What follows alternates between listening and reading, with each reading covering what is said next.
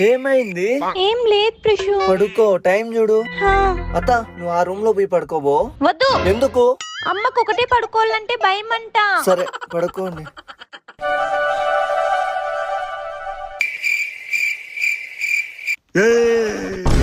ఓయమ్మ తల్లి.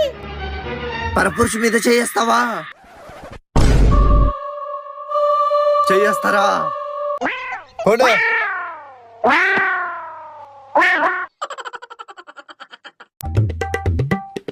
ధర్ని, కాఫీ తీసుకొని రా. అయ్యో, నిదానంగా రావచ్చుగా. అయ్యో పర్లేదులే ప్రిషు.